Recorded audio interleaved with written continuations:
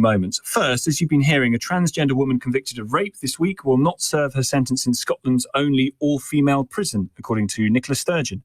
This is the case of Isla Bryson, understood to be awaiting sentencing at a segregation unit at Cornton Vale Women's Prison in Stirling. He committed the crimes in 2016 and 2019, before then saying, through the process of being in court and being charged, that she was going to be transitioning into a woman. Peter Tatchell is the human rights campaigner and director of the Peter Tatchell Foundation. Thank you very much indeed for coming on. I noticed a tweet you sent a little earlier today, Peter, saying, "Trans woman guilty of raping 2 women is a threat to women. She should be held in a female-only prison, but in a segregation unit and not allowed to mix with other women prisoners without strict and constant supervision by prison staff. Protect women from rapists." And my question to you is, who decides that this rapist is a trans woman?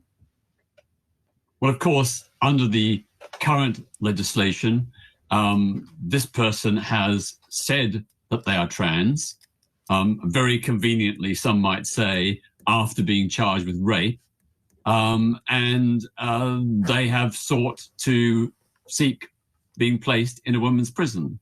What I said was, it doesn't really matter whether a rapist is a male or female, trans or not trans. A rapist is a rapist, and we have to protect women.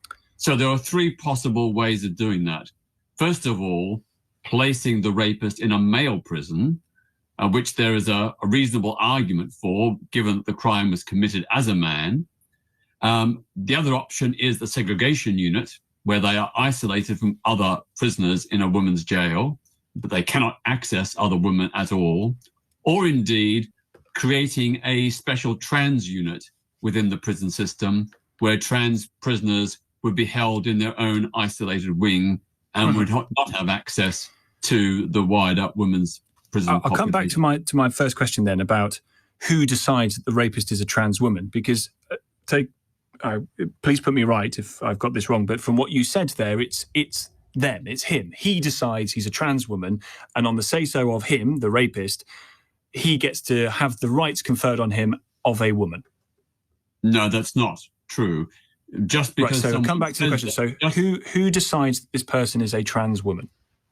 Just because a person decides or affirms that they are trans does not give them any automatic rights whatsoever.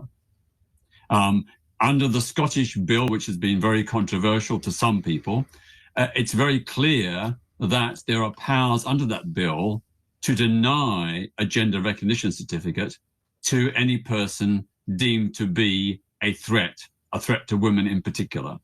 Under the Scottish legislation, if someone falsely claims to be trans when seeking trans self-ID, they can be jailed for up to 2 years. Right. How do you know that they have to do so? They have to make this declaration not on a whim or fancy, but through a proper legal. I understand that, but the difficulty with that is, how do you know that this person isn't trans? On what are you basing your definition of the sex of this person? Well, the sex is different from the gender identity. Sex and gender identity are 2 different things. Thank you. So on what grounds are we saying that this male rapist is a woman? We're not saying they are a biological woman. We're saying they are a trans woman. But they have no legal right. Sorry, they have no legal right to be seen as a woman. They haven't gone through a process of gender recognition. The act that you've talked about in Scotland has been, for now, blocked. So what legal or biological right does this male rapist have to be housed in a women's prison, as you've suggested?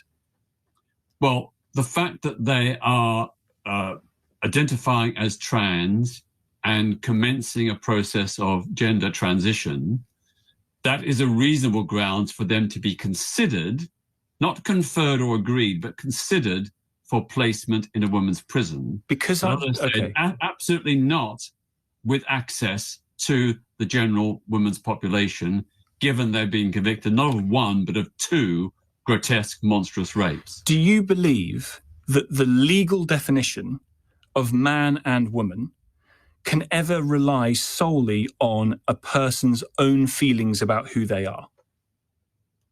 Well, put it this way, there are 15 countries around the world including 9 in Europe, that have a system of gender self-ID, where a trans person can affirm their gender identity, go through a legal process by making a statutory declaration and being accepted as a trans woman.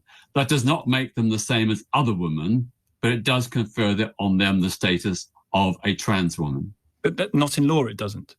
There is no legal definition of trans woman. There is only a definition of man and woman. And you are someone that has repeatedly said that a trans woman is a woman. Have you changed your view on that? I've not said that. No, you're wrong. You're wrong. I have never said a trans woman is a woman. I have said, as I just explained to you, that a trans woman is different from a biological woman. That biological sex and gender identity are 2 different things, but both are equally valid and deserving of respect. Grateful to you for your time. Thanks for coming on. Peter Tatchell, human rights campaigner, director of the Peter Tatchell Foundation. John's in